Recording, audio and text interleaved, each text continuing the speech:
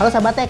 Jadi gini sahabat tech, baru-baru ini Vivo meluncurkan ponsel terbarunya, yaitu ini nih, V19. Kamera utamanya itu memiliki resolusi 48 megapiksel dengan lensa lebar. Terus yang kedua ada kamera berlensa super lebar, jadi lebaran lagi daripada kamera yang pertama, itu memiliki resolusi 8 megapiksel. Terus yang ketiga ada kamera makro beresolusi 2 megapiksel. Nah yang terakhir nih, itu kamera depth sensor. Gunanya adalah untuk menampilkan efek bokeh sahabat tech.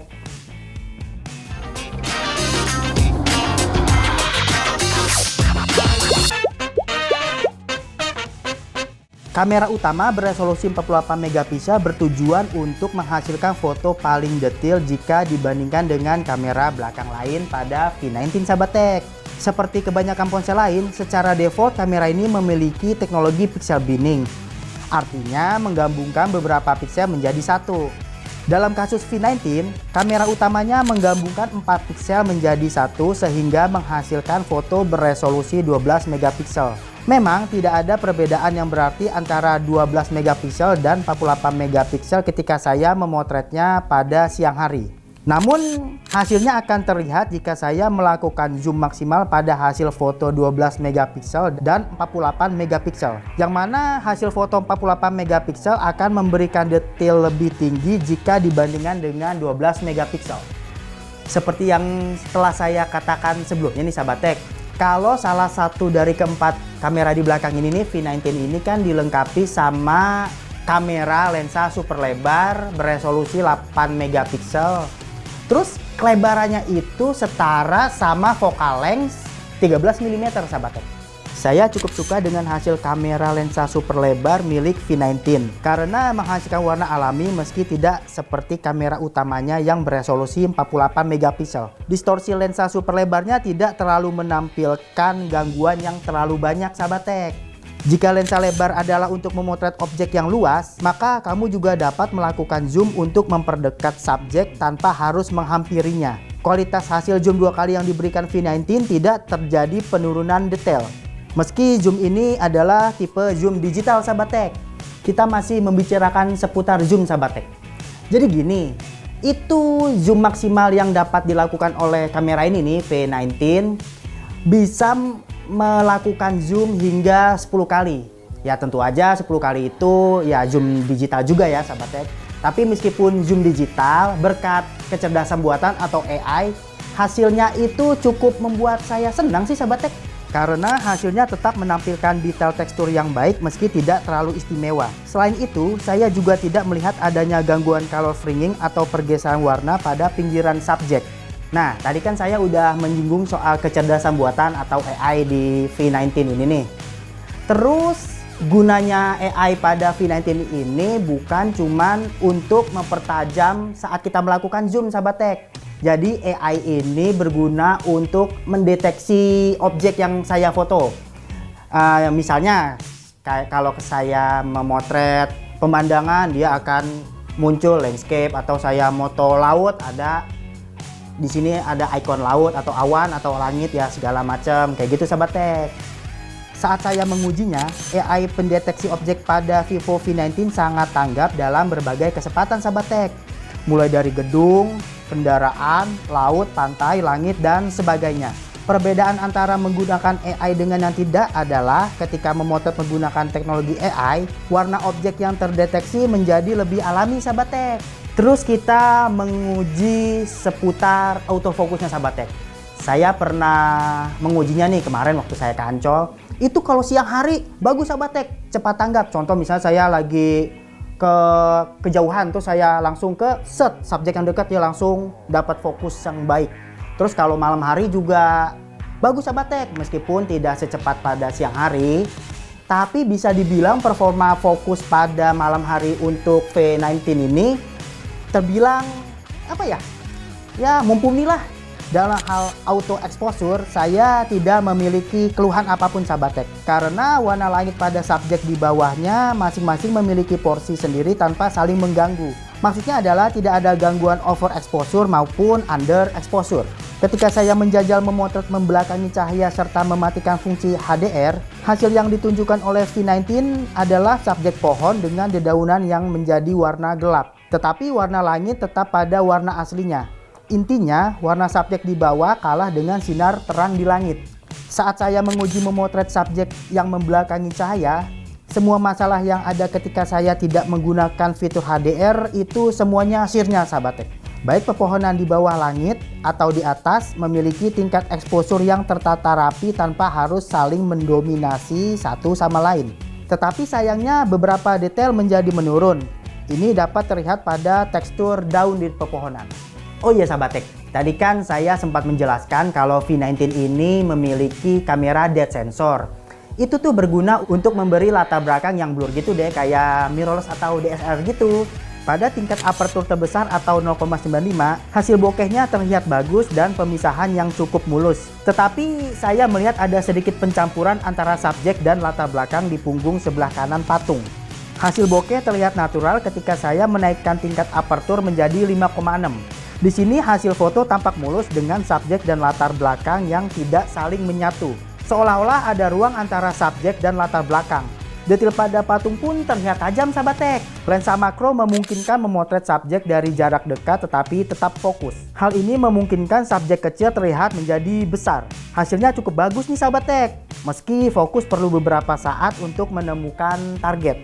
Tidak lupa pula saya menguji kamera V19 ini untuk memotret pada malam hari sahabat tech. Terus saya juga menyempatkan diri untuk menguji pixel binningnya. Jadi saya membandingkan antara memotret 48 megapiksel pada malam hari sama 12 megapiksel pada malam hari juga. Metode pixel binning memang berhasil untuk membuat foto malam hari terlihat agak cerah. Ini dibuktikan ketika mode 12 megapiksel terlihat agak terang jika dibandingkan dengan hasil foto 48 megapiksel. Warna hijau daun lebih jelas ketika saya memotret menggunakan resolusi 12 megapiksel ketimbang resolusi 48 megapiksel. Detail warna langit juga terlihat lebih baik pada mode 12 megapiksel ketimbang 48 megapiksel. Saya juga sempat menjajal fitur night mode yang ada di dalam Vivo V19. Hasil fitur ini cukup dapat diandalkan ketika saya memotret foto di dalam ruangan yang sangat redup. Hasilnya adalah fitur night mode jauh lebih terang daripada yang tidak menggunakannya. Gangguan noise dapat cukup diredam, tetapi ketajaman detail menjadi menurun sahabat tech. Vivo V19 menampilkan kamera depan berdesain punch hole di pojok kanan layar untuk menempatkan kamera depan beresolusi 32 megapiksel. Resolusi ini cukup tinggi untuk kamera depan.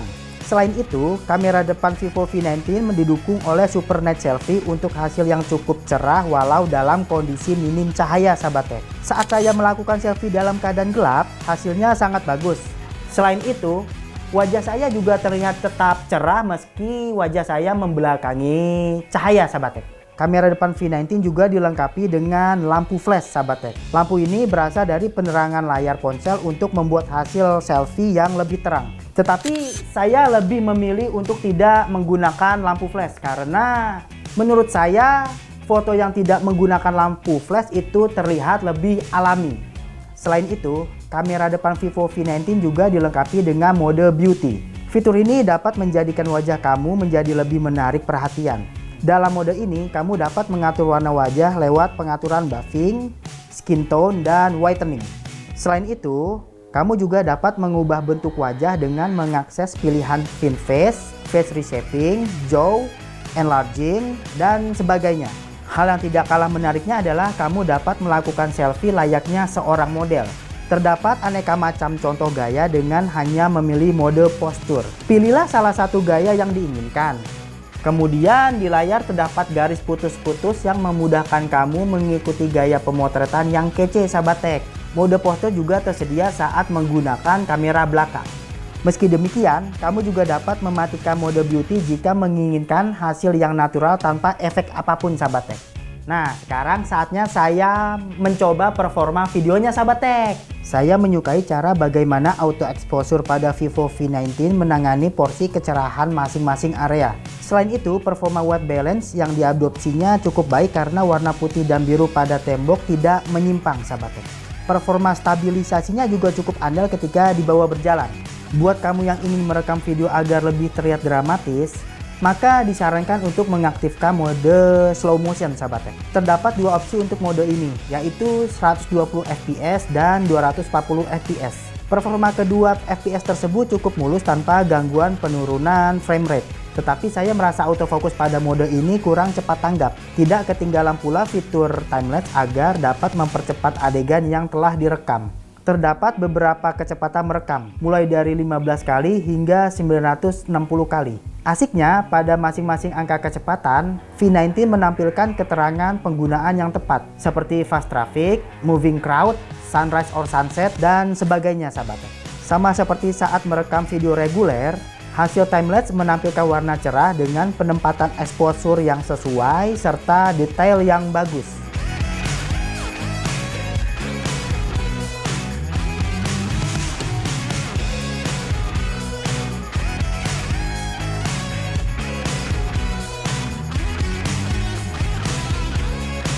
Jadi setelah saya mencobanya nih seharian sahabat tech, dapat saya katakan performa kamera ini nih Vivo V19 itu bagus dalam hampir segala kondisi cahaya. Nah selain itu nih, performa videonya nih saat ngerekam juga top chair, bagus pokoknya. Dari warna tadi juga white balance-nya akurat, cepat gitu, autofocus sama auto exposure-nya juga cepat tanggap. Terus enaknya nih kalau kamu yang suka selfie atau gemar selfie, itu nggak usah mengandalkan kondisi sekitar terang. Jadi maupun gelap juga hasil selfie-nya kece sahabat tech. Nah sekarang saya mau kasih tahu harganya nih sahabat tech. Jadi ada dua versi. Versi pertama itu RAM-nya 8GB, terus internalnya 128GB. Nah itu tuh harganya 4.299.000. Versi kedua itu memiliki RAM sebesar 8GB, terus internalnya 256GB. Yang versi 256GB ini dibanderol dengan harga 4.999.000. Tertarik gak buat beli sahabat tech? Oke sahabat tech, sampai di sini dulu perjumpaan kita. Kalau sahabat tech punya saran, jangan sungkan-sungkan tulis di kolom komentar. Terus jangan lupa juga yang belum nih, silakan subscribe channel ini, channel Tech ID. Terus jangan lupa juga like video ini. Terus share deh ke teman-teman biar tahu performanya kamera ini nih, Vivo V19. Oke, dadah sahabat Tech, see you.